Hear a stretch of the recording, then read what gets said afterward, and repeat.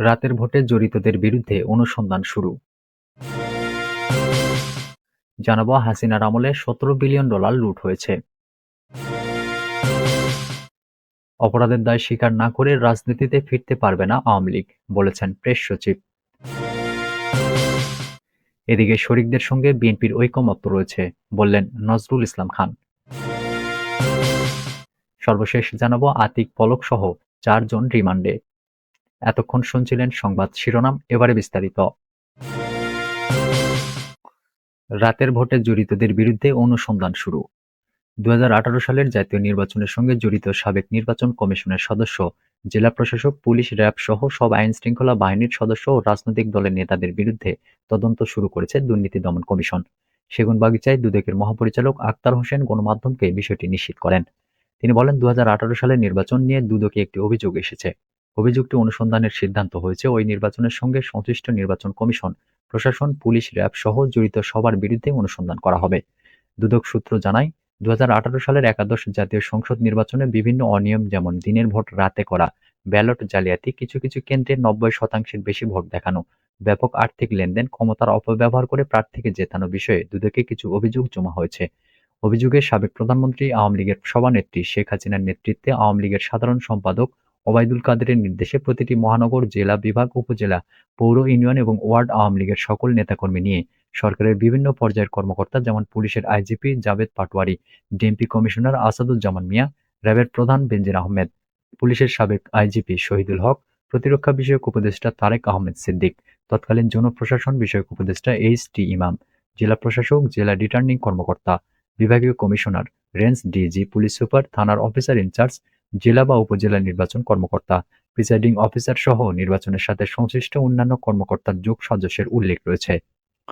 দুদক সূত্র জানায়, অভিযোগের অনুসন্ধানের জন্য 5 সদস্যের একটি টিম গঠন করা হয়েছে।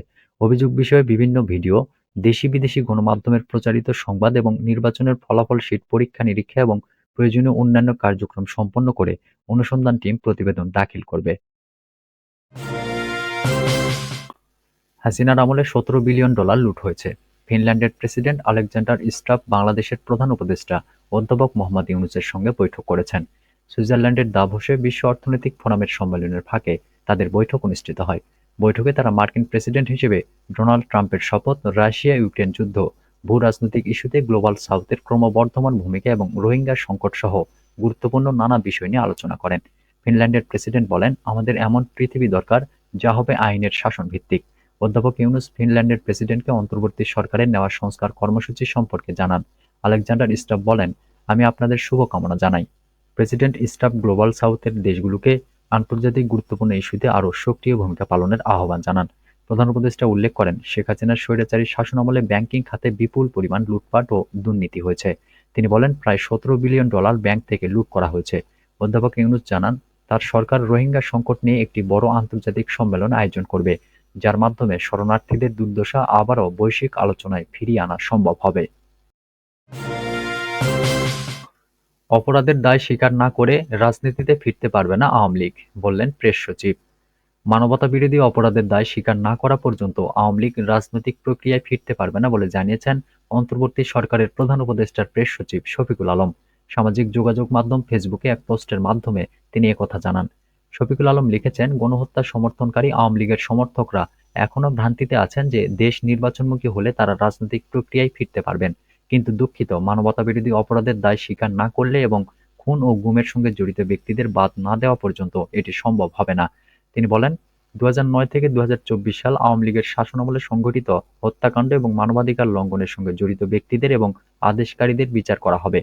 সাম্প্রতিক মাসগুলোতে বিভিন্ন দেশের কূটনৈতিক এবং কর্মকর্তাদের সঙ্গে সাক্ষাৎ হয়েছে জানিয়ে প্রেস সচিব আরও লিখেছেন, তারা খুব কমই সমঝোতার বিষয়ে আহ্বান জানিয়েছেন। তারাও বুঝতে পেরেছেন যে অপরাধীরা যদি তাদের অপরাধ স্বীকার না করে তাহলে কিভাবে সমঝোতার আহ্বান জানানো যায়, বরং তারা সংস্কার এবং দেশের প্রতিষ্ঠানগুলোকে ঠিক করার বিষয়ে বেশি সমর্থন জানিয়েছেন।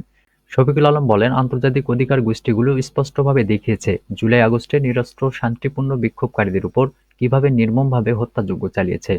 বিশেষ করে আমি জনসাধারণকে যাত্রাবাড়ী হত্যাকাণ্ড এবং হৃদয় হত্যার উপর নির্মিত তথ্যচিত্র দেখার জন্য অনুরোধ করব। আরও তথ্যচিত্র আসছে জানিয়ে তিনি বলেন, দেশের প্রতিটি বিশ্ববিদ্যালয়ের শিক্ষার্থীরা তাদের ক্যাম্পাসে সংঘটিত অপরাধ তুলে ধরার জন্য তথ্যচিত্র তৈরি করছেন। আওয়ামী লীগের সমর্থকরা দিনের পর দিন অর্থ খরচ করে ১৯৭৪ সালের দুর্ভিক্ষ, রক্ষী বাহিনীর হত্যাকাণ্ড এবং শেখ মুজিবের একদলীয় শাসনের স্মৃতি মুছে ফেলার চেষ্টা চালিয়ে গেছে বলেও স্ট্যাটাসে অভিযোগ করেন শফিকুল আলম। বর্তমান প্রজন্ম জেগে উঠেছে জানিয়ে তিনি বলেন, এই প্রজন্ম স্বৈরশাসনের প্রতিটি মানবাধিকার লঙ্ঘনের বিষয়ে সজাগ রয়েছে। তাদের প্রচেষ্টা প্রতিদিন পুরনো স্মৃতিকে সতেজ করছে। আওয়ামী লীগের কর্মকাণ্ড যুক্তরাজ্যের রাজনীতিকেও নাড়া দিয়েছে উল্লেখ করে প্রেস সচিব লিখেছেন, বিশ্ব আওয়ামী লীগের ভয়াবহ অপরাধের জন্য জেগে উঠেছে। তবু আওয়ামী লীগের সমর্থকরা চুপ নেই। তবে মনে হচ্ছে বিশ্ব এগিয়ে গেছে এবং বাংলাদেশ একটি নতুন সূচনার অপেক্ষায় রয়েছে। শরিকদের সঙ্গে বিএনপির ঐকমত্য রয়েছে, বলেছেন নজরুল ইসলাম খান। আন্দোলন করা শরিক দলগুলোর সঙ্গে বিএনপির ঐকমত্য রয়েছে বলে জানিয়েছেন দলের জাতীয় স্থায়ী কমিটির সদস্য নজরুল ইসলাম খান। রাজধানীর গুলশানে বিএনপির চেয়ারপারসনের কার্যালয়ে বিএনপি ও খেলাফত মজলিসের লিয়াজু কমিটির বৈঠক পরবর্তী ব্রিফিংয়ে তিনি এ আশার কথা জানান। নজরুল ইসলাম খান বলেন, বাংলাদেশে যেসব দল রাজনীতি করে তারা একে অন্যের সঙ্গে মতের বিনিময়ের মাধ্যমে কাজ করতে পারে। এ নিয়ে কারো কোনো দুশ্চিন্তা থাকার কারণ নেই। তিনি বলেন, একসময় হয়তো এক দল আরেক দলের বিরোধিতা করেছে, আবার আন্দোলনে গিয়ে তারা এক হয়েছে। আবার অন্যদিকে আজ যারা একমত, ভবিষ্যতে তারা একমত নাও থাকতে পারে। এটি নতুন কিছু নয়। আন্দোলন করা অন্যান্য শরিক দলের সঙ্গে বিএনপি ঐকমত্যে আছে জানিয়ে তিনি বলেন, তারেক রহমান আগে তার বক্তব্যে স্পষ্ট করেছেন, ফ্যাসিবাদ বিরোধী যেসব শক্তি রাজপথে বিএনপির সঙ্গে আন্দোলন করেছে, বিএনপি যদি কখনো এদেশের জনগণের সেবা করার সুযোগ পায়, তাহলে তাদের নিয়ে মানুষের সেবা করবে। এ সময় খেলাফত মজলিসের মহাসচিব আহমদ আব্দুল কাদের বলেন, বিএনপির সঙ্গে আমরা ৭টি বিষয়ে একমত হয়েছি। এসব নিয়ে পরে আমরা কাজ করব। বিশেষ করে ইসলামী দলগুলোর মধ্যে ঐক্য সাধন করা এবং সবাইকে নিয়ে একসঙ্গে জাতীয় ঐক্য গঠন করা। তিনি বলেন, জাতির স্বার্থে আজ ঐক্য করার বিশেষ প্রয়োজন আছে বলে আমরা মনে করি। এ কারণেই আজ আমরা বিএনপির সঙ্গে আলাপ করতে এসেছি। আলাপ করে আমরা একমত হয়েছি।